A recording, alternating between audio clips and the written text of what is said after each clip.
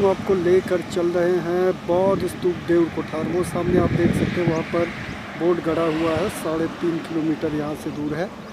तो साथियों, अब हम लोग बौद्ध स्थल देउर कोठार के काफ़ी निकट आ गए हैं और यहाँ से करीब 1.70 यानी करीब 1.5 किलोमीटर यहाँ से दूरी है।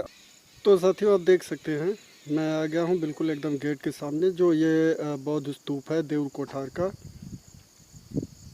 और यहाँ आगे से आप एंट्री लेंगे और तब से मैं आपको चारों ओर से दिखाता हूँ। वो उधर रिजॉर्ट बनाया गया है आई थिंक, और ये जो सामने वाइट कलर में है प्रशासनिक कार्यालय है इस टूरिस्ट प्लेस का।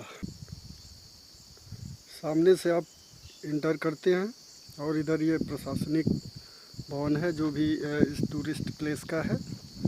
और इधर ये जो आप देखेंगे, ये बनाया गया है टूरिस्ट की सुविधा के लिए। अगर वो यहाँ पर रुकना चाहे तो आराम से रुक सकते हैं।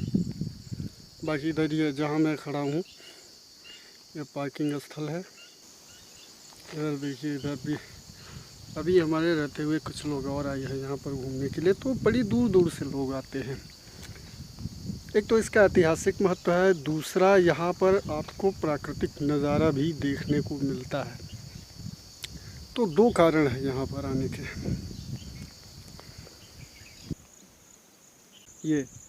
ये मौर्यकालीन पथ यहाँ पे आप देख सकते हैं, इसका बोर्ड लगा हुआ है।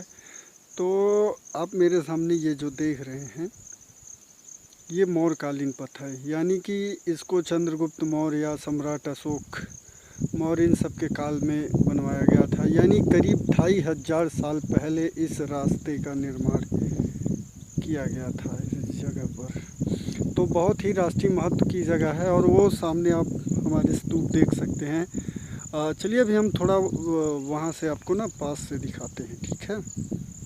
और कालीन पथ से आगे बढ़कर अब इस स्तूपों के पास आ गए हैं और यहाँ पे आप बौद्ध स्तूपों की एक पूरी श्रृंखला देख सकते हैं। थोड़ा सा हमें गूगल करना पड़ेगा कि कितने स्तूप थे, बट आप देख सकते हैं इधर जो हैं वो क्षतिग्रस्त दिखाई पड़ रहे हैं। यानी कि करीब आई थिंक यहाँ पे सैकड़ों स्तूपों की श्रृंखला है, जिसमें से कई क्षतिग्रस्त हो सके हैं, जबकि कुछ अभी भी अच्छी अवस्था में हैं।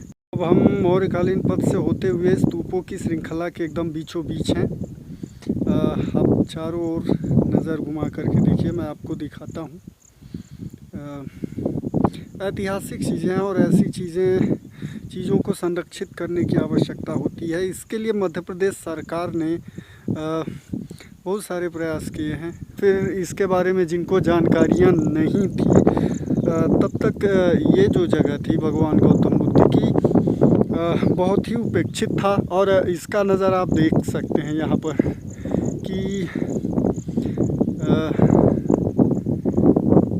ये जैसे ये है, ये देखिए, ये स्तूप जो है पूरी तरह से क्षतिग्रस्त हो चुका है। फिर भी इसका जो अवशेष हैं वो बचे हुए हैं। और इधर जब आप देखेंगे तो ये सारे अच्छी अवस्था में हैं, और इधर भी ये सब अच्छी अवस्था में हैं। ये भी अच्छी अवस्था में है।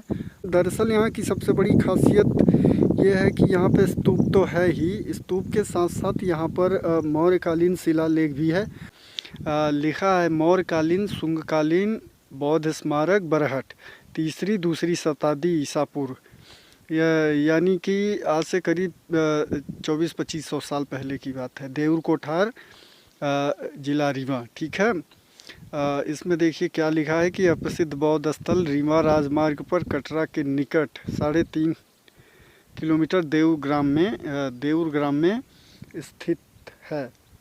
इस स्थल की खोज का श्रेय डॉक्टर फणिकांत मिश्र, पुरातत्ववेत्ता तथा स्थानीय शोध जिज्ञासु श्री अजीत सिंह को है। ऐसा माना जाता है कि प्राचीन काल में इस स्थल का संबंध मरहू तथा कौशाम्बी से भी रहा था।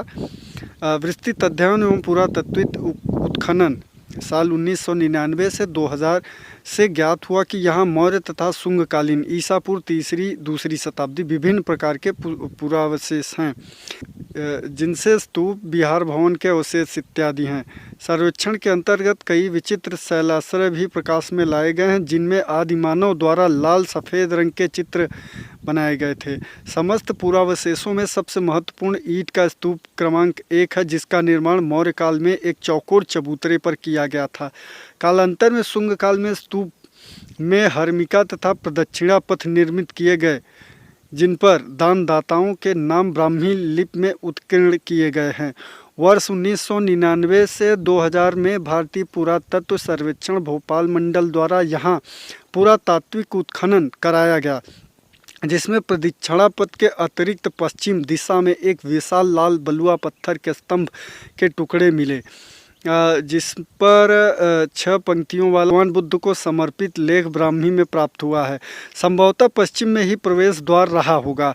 उत्खनन के अंतर्गत भूमि, ईंट निर्मित नालियाँ तथा अन्य पुरावशेष भी प्राप्त हुए हैं। कुछ ऐसे भी स्तूप के भाग मिले हैं जिसमें प्रतीत होता है कि स्तूप का भूविन्यास स्वास्तिकाकार रहा होगा। यहाँ स्तूप क्रमांक संख्या 2 और 3 निर्मित शब्द अन्य 2 स्तूप हैं, जो मौर्य तथा शुंग काल के प्रतीत होते हैं।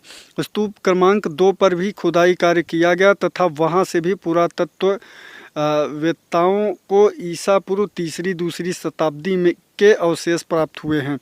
यहाँ तकरीबन 40 स्तूपों के अवशेष हैं, जिसमें से यह प्रतीत होता है कि यहाँ बौद्ध धर्म का एक बहुत ही विस्तृत स्मारक रहा होगा। इस स्थान का दृश्य बहुत ही मनोहर है, जो कि विंध्याचल की उत्पत्तिकाओं में स्थित है। पुरातत्वों तथा स्मारकों के महत्व को देखते हुए भारतीय पुरातत्व सर्वेक्षण ने इस स्थान को राष्ट्रीय महत्व का स्थान घोषित कर दिया है।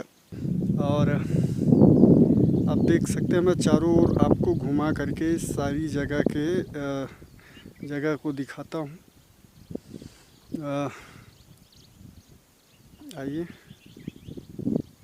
साथियों, ये मतलब केवल बौद्ध स्तूप के लिए ही फेमस नहीं है। आप अगर पर्यटन के प्रेमी हैं, एडवेंचर के प्रेमी हैं और आप नई नई जगहों को देखना चाहते हैं, जंगलों को देखना चाहते हैं, पहाड़ों को देखना चाहते हैं, तो ये जगह आपके लिए बहुत ही अच्छी है। और क्यों है, ये भी हम आपको आगे इस वीडियो में दिखाने जा रहे हैं।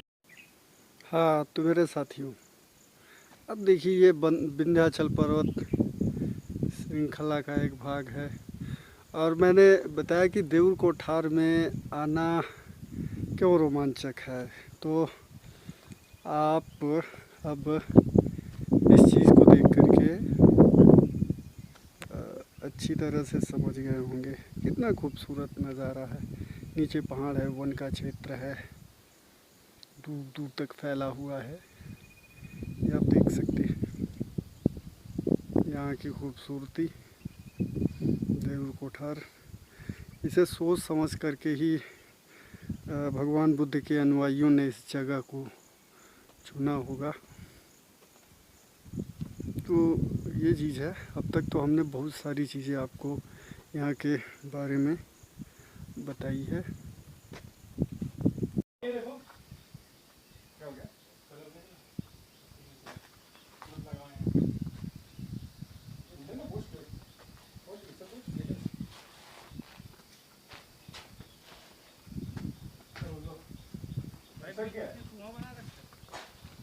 ऐसे ही है, आगे। आप लोग यहाँ खड़े रहो।